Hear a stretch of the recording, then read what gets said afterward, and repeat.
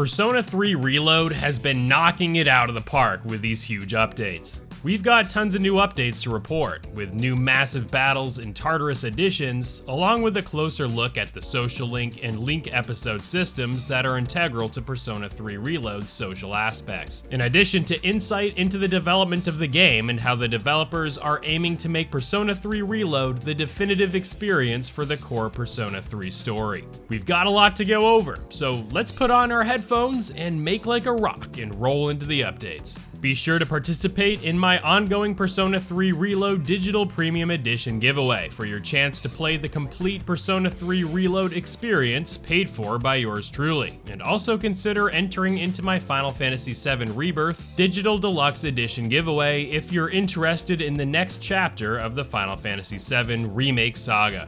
We talked about a complete list of everything different about Persona 3 Reload over the original games, in addition to a huge Tartarus update in the last two videos, of which you can watch linked in the description. I definitely recommend checking those videos out after watching this one though, because with the recent info dump provided by Atlus, we have additional info to get into, starting with some additional Tartarus and battle system updates and clarifications.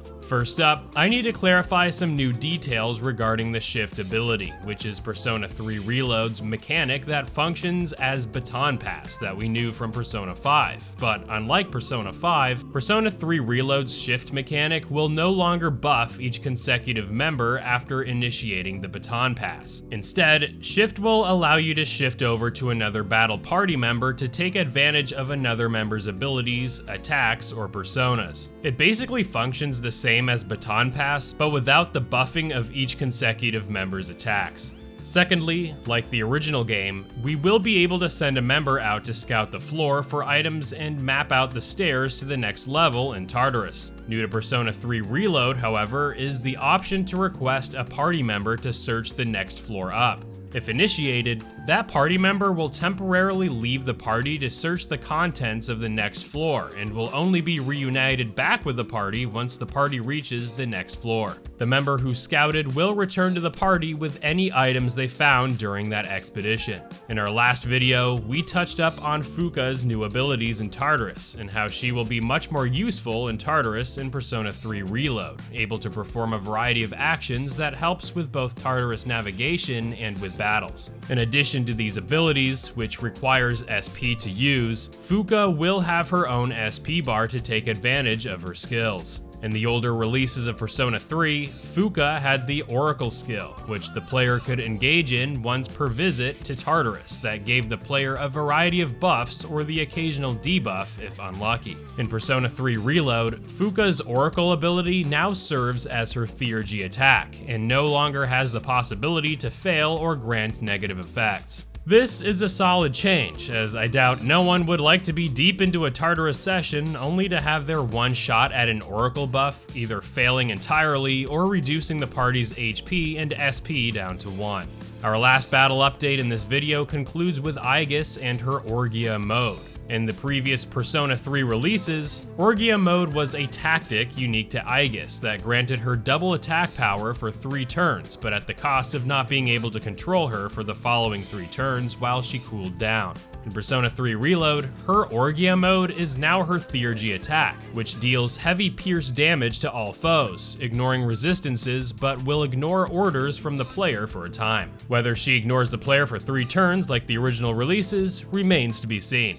Moving on, we've got the social links to go over, and this is where some big differences from the original releases of Persona 3 really start to show. While it's old news now to report that Persona 3 Reload follows Persona 3 and Persona 3 FES in that none of the male battle party members will receive social links in Persona 3 Reload, we know these members, and in fact the entire cast, will receive significantly more attention with link episodes, of which we will touch up on after this. Even so, the social links have been given overhauls here in Persona 3 Reload, by having all rank up social link scenes being fully voiced, a first in the Persona series. In a change from the original Persona 3 releases, rather than being approached during lunchtime to hang out with the available social links, the protagonist will now receive text messages to hang out with them. All social links from Persona 3 and Persona 3 FES will return here in Reload, and here is just a taste of some of the remade social links you will come across in this new game. While I won't be giving away any spoilers pertaining to these characters' storylines, I will put up a spoiler warning out of courtesy for those who would like to discover some of these social links on their own, especially if they haven't played Persona 3 before. Taken from Atlus during their recent press conference, they give the following descriptions of some of the many social links you can find in Persona 3 Reload. The telemarketing CEO, President Tanaka. The president of a telemarketing company, famous for his catchy jingle and bombastic personality showing off products to the camera. He is extremely stingy and has a unique outlook on how to run his company. After spotting the protagonist in the city, he devises a plan to use him as a model for his products. The unconventional monk, Mutatsu, an irritable-looking monk who visits Club Escapade from time to time. He's always seen with expensive cigars and gaudy gold rings, giving the impression that he hasn't really let go of his earthly desires. Even so, he has quite a way with words and is known by his parishioners as a wise one with invaluable advice. Track team rival Mamoru Hayase, the ace of a rival school's track team. He's a national level athlete who's already received offers from colleges and companies. After seeing the protagonist run during a summer competition, he sees his potential as a worthy rival. MMO buddy Maya, a player in a red dress that the protagonist meets while playing an MMORPG called Innocent Sin Online. Going by the handle Maya, she dubs the protagonist her partner Tetsuya and parties up with him. She's always online on her days off, waiting for the protagonist to log in. And finally, the bookstore owner Mitsuko Kitamura, an old couple who run the used bookstore Bookworms in Iwatodai Strip Mall. Bunkichi is a jovial fellow with a touch of memory loss, while Mitsuko is kind and responsible, always keeping the store in order, and Bunkichi in line. Their playful dynamic speaks to the strength of their long marriage. A number of years ago, they lost their son, a teacher at Gekkoukan, in an accident, and have come to see the persimmon tree he planted in the courtyard as their last memento of him.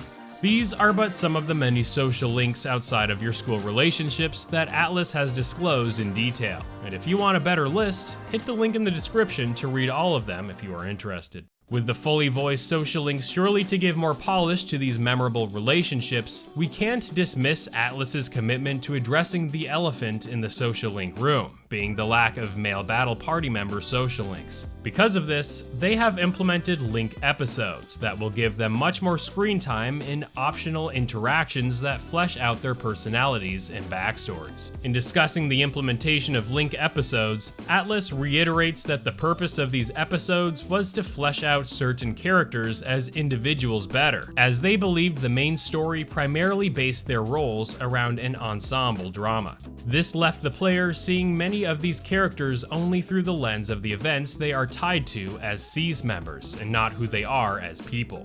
We will see completely new sides to these important characters, from not just the male battle party members, but to the female cast and even other prominent characters like those from Strega. Players will appropriately be rewarded by engaging in these episodes too, as specific link episodes will reward the player with stat boosts and unlock special fusion recipes for an expanded Persona compendium. These link episodes, along with the numerous other enhancements and additions coming to Persona 3 Reload, were all made, as a key goal in developing the game was to have it be played on a similar scale as Persona 5, as this was seen as the new standard for the Persona series, not just in Japan locally, but also globally. A significantly greater amount of players were introduced to the franchise from Persona 5, and while Persona 3 performed quite well for the company in its various releases, Atlus sees this as an opportunity to bring in some newer fans of the franchise to experience one of the series' most beloved entries. Existing fans of Persona 3 were also given plenty of importance as well when considering what to remake. But when presented with which aspects of Persona 3 to remake and reload, the team ultimately considered deepening and expanding on what the core Persona 3 experience delivered rather than evolving it.